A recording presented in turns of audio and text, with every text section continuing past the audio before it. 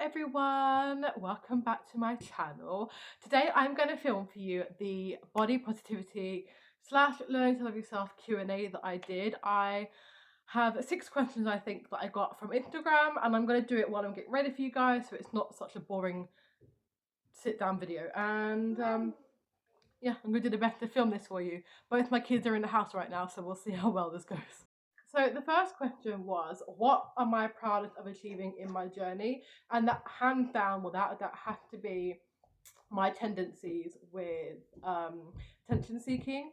I grew up so much as an attention seeker, and it only got worse as I got older until I was 25 now, until about 22. Like, that's when it really got bad, and I just knew I had to change my ways. So that I'm really proud of. Like, now I don't just say things that I don't mean to get attention. I don't have to be the loudest in the room anymore to feel valid or to feel like I need my voice heard. I don't have to say crazy things just to, again, feel like the things I want to say, I always felt like weren't worthy of being heard or no one wanted to listen to. So now I just say what I really mean and what I really want to say. And yeah, I don't have to like be involved in the conversation all the time. I don't have to be the center of attention of the conversation, and I'm really proud of that because it's something that's really hard to like undo. I obviously still have my bad times. I still slip up, and obviously I'm human, so sometimes, I'm not always going to get it right.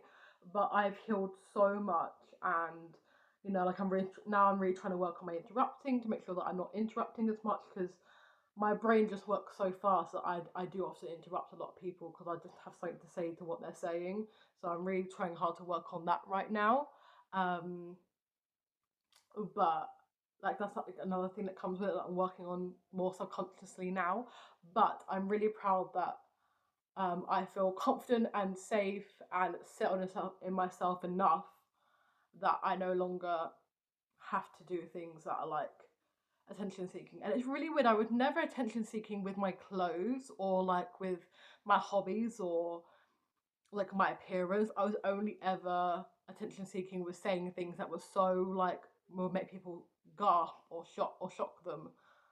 Like that was like how I got attention. Like that's how I was attention seeking. So now I'm a lot more chill and laid back, and I'm really proud of that. I had to work on that a lot. It was really hard, and yeah, I love that. By the way, if you want to know what any of the things I'm using are, I've done a tutorial recently, so you can go check that video and see what products I'm using. The next question was, is it possible to accept my body without loving it? Absolutely. I always say that body neutrality and body acceptance is such an easier thing to aim for than body love, and it's often easier to get to loving your body from acceptance and neutrality than it is from zero. Absolutely, you can completely fully accept that you have wrinkles and stretch marks and cellulite and hip dips. You can fully accept that you have those without loving them, and that is super healthy. As long as you're like, right, yeah, well, I've got them, and that's what it is. I can't get rid of my cellulite, can't get rid of my stretch marks. I've got them, they're there. That's great. Whatever your attitude towards them is, as long as it's not beating yourself up and hating yourself and comparing yourself, it's absolutely possible and fine to live in a state where you just accept it and where you just are neutral towards your body. You don't love it, you don't hate it. It's just your body. It's your home. It's your vessel. It's what you use every day to go to work and hang out with your friends and be a mum or do a workout and whatever it is. Like, that's what your body does, and it's completely fine to just want to look after it, not lose weight, not gain weight, just work out and eat well so that you're healthy and energized and feeling full and feeling good. That's absolutely fine. You do not have to love your body, which sounds really weird me saying that, but for so many women, neutrality and acceptance is much healthier and much more sustainable long term than love, because it is really hard to love your body and to maintain that. Just like, how this sounds really weird, but how you can fall in and out of love with your friends, your family, your boyfriend, your girlfriend, your pets, whatever. Like, sometimes you can lose the spark and then get it back, if you know what I mean. Like, it's completely fine that you're going to feel like that about your body. So even though I say I love my body, there's some days when I'm not in love with my body, if you get what I mean. So yeah, it's absolutely possible to achieve that. And if that's where you get to and you can't get to the next stage, absolutely fine. You smashed it. You did. So many women wish they could get to that stage and you did it. So absolutely celebrate that you accept and feel neutral about your body. Really want to apologize because when I get really passionate about something, I do tend to talk faster.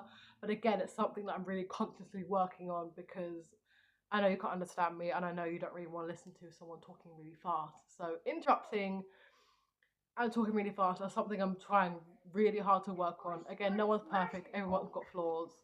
But I will get there. I will get there. I'm telling you that now. My third question was, what tip do you have for beginners? Now, I always say when you're starting your journey, it always starts with self-love and care. You need to prioritize yourself first when starting the journey to learning to love yourself. Okay, it's all about knowing what toxic habits you have. It's about knowing what's going well in your life. It's about changing your mindset. It's about changing who you hang out with and what you're watching on social media and what TV you're watching. It's all about removing those negative sources first, because if you try to learn to love yourself with all those negative sources in your life, it's going to be so much harder and you're basically going to fight a battle that you cannot win.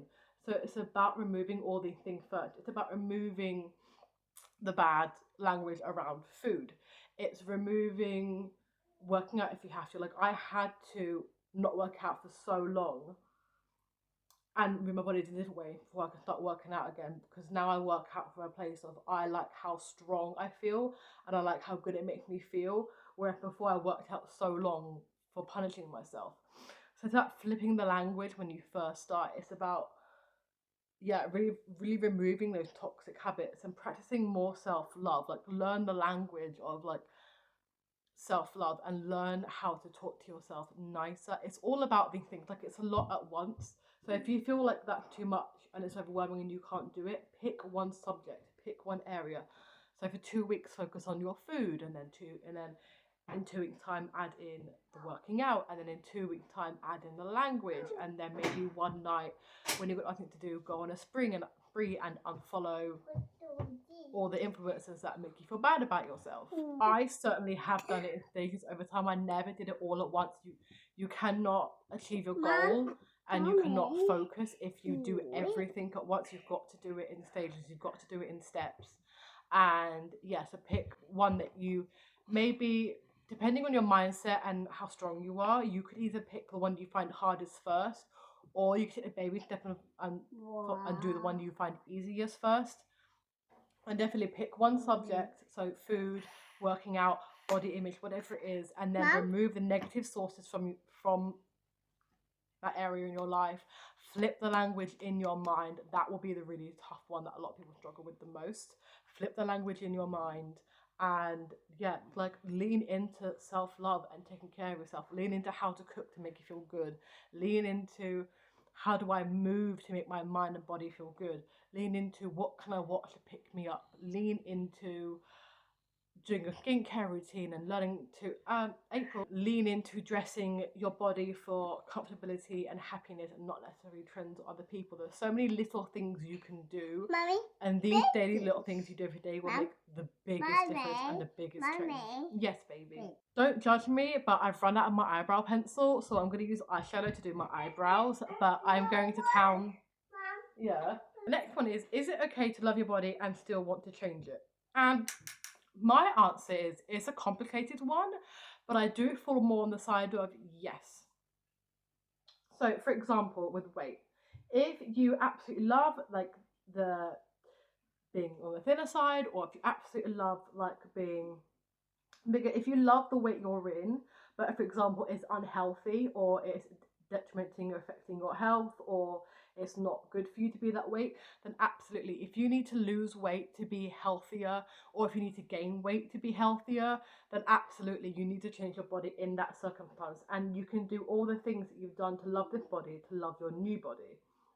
And I don't think we should be so afraid of change.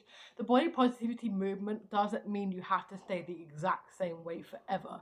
It's not saying that if you're going to stay a size 12, you've got to love your body, you've got to maintain a size 12, you've got to stay the way you are forever, because it's so unrealistic to think that we're going to look this way forever and we're going to be the same weight forever and we're going to, just be like look like this when I'm in my 80s. Do you know what I mean? It's so unrealistic. So the body positive movement is not saying that you have to stay the way you are. I will say, if you want to get like work done, for example, or if you want to lose weight or gain weight for an external reason, then that's where my problem lies. If you are being bullied into it, if you are doing it for a trend, if you are doing it for a partner, if you are doing it for Instagram, that's where my problem lies, because you are basically giving in to the comparison trap, and you are giving into beauty trends, and you are giving into that partner, you're giving into the bullies, whatever it is.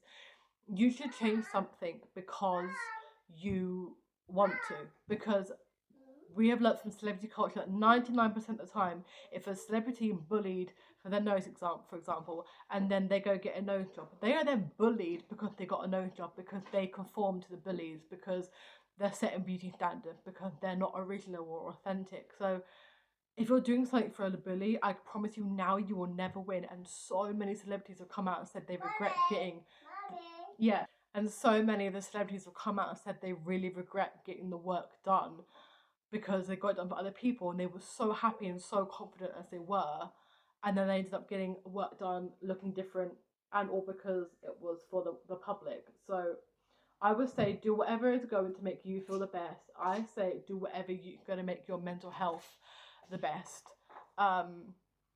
But do take time, do think about it. I mean, when I was in my like late teens, early 20s, I really wanted to get my lips done because it was the height of Kylie Jenner. Everyone was getting their lips done. I thought mine were too small. I didn't like mine, I wasn't happy with mine. And everyone in my family told me not to get them done. And let's be honest, I couldn't really afford to get them done anyway. But I thought one day when I can afford to get them done, I will. And then 3-4 years later, that time came. I thought, wow, I'm going to get them done because I've got the money.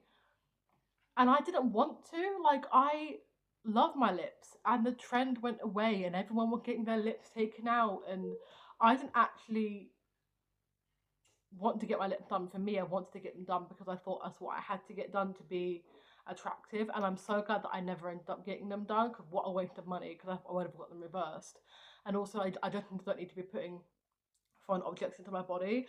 So what I'm saying is absolutely fine. If you need to gain weight, if you need to lose weight, if you want to get fillers, if you want to change your hair, if you want to do whatever, it's okay. It doesn't make you anti-body positivity, and I just want you to know that, like I said, do it for you. That's not the right palette. Do it for you. Don't do it for someone else. If your partner, for example, especially, is wanting you to get something done or not get something done, that is controlling. You need to leave that relationship, or you need to stand up for yourself and do it or not do it. Because at the end of the day, that might not work out, and you're on this planet for you and not your partner. That's what I will say about that. So yeah, it's a tricky one, but there's absolutely nothing wrong with doing it. And also, I just feel like we grow and we mature and we change our minds a lot, and like it really frustrates me that people expect you to keep the same opinion and to think the same the whole way through your life. Like, we know people are never going to look the same. You look different every year, but you're not allowed to change your mind every year. Like, that is kind of frustrating a little bit to me. So do what you got to do for your health, for your mental and physical health, and not for anyone else. That was a ramble, but I hope you get what I mean, because it's something I'm really passionate about, especially being a girl mum. The next question was, how can I link my worth from my physical appearance?